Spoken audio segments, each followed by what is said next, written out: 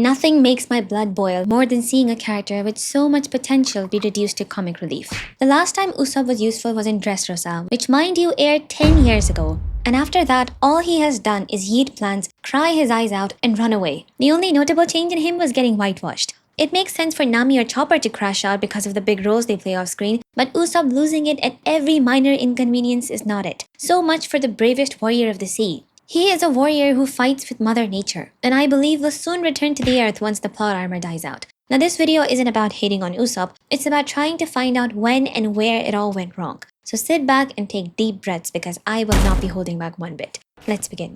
The first time I noticed something was wrong was when Oda revealed the nationalities of the Straw Hats. Luffy is Brazilian, Sanji is French, Zoro is Japanese, but Usopp, he's just African. No particular country in Africa, he's just the whole continent all at once.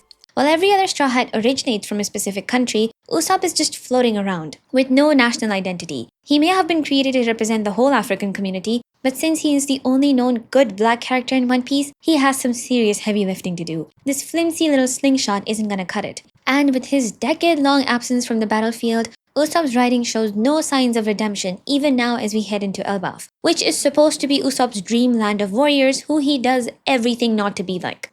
And speaking of warriors, the second issue is Usopp's fighting style. While Oda gave the others huge power-ups like Nami getting Zeus or Robin's devil abilities, all Usopp has got are more plans. Now if One Piece was a gardening anime, he would be invincible, but we are facing immortal monsters here. What good are his little party crackers and sniping gonna do? In a world where every no-name marine has AK-47s, how is he even bringing a slingshot to a fight? This is a humiliation ritual if anything.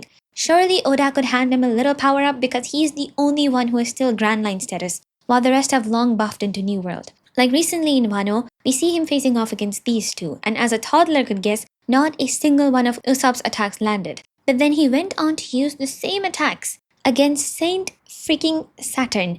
I'm not saying he needed to wipe the floor with him, but a scratch maybe? Is that too much to ask? This is what I feel like looking at Usopp every arc.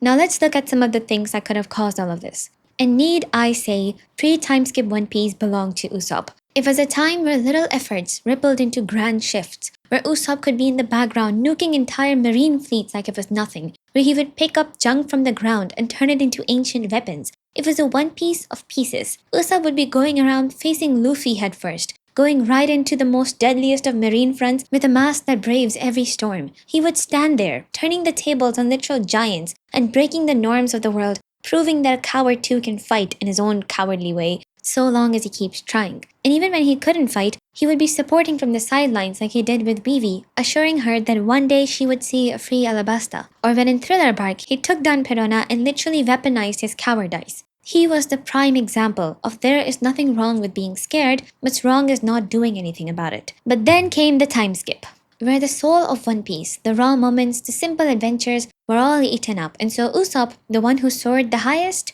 ended up falling the hardest. Not only was he whitewashed, his funny, chaotic behavior and goofy faces were all gone.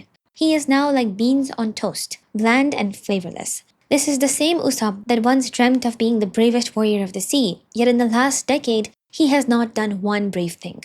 Now you might argue that since times are changing and stakes are getting heavier, Usopp, who represents the average man, will definitely lose his purpose. His lying, sniping, and shipwright work would pale in comparison to the others, but keep in mind, this is Oda we're talking about. If he can make a rubber man go up against the entire ocean, then he can surely let an average man outsmart a celestial being. Let the man fool a Yonko, blow up an entire enemy camp, or just let him snipe a celestial dragon. I know all of this seems too far out there, but this is the same Usopp who burned the world government flag. What makes you think he can't do any of that? And please don't hit me with the "oh, but that was Sniper King." As much as I want to hop on that and the God D Usopp trend, 10 years of uselessness would kill any joke. Finally, some disclaimer, I don't hate Usopp, nor do I have anything against Oda.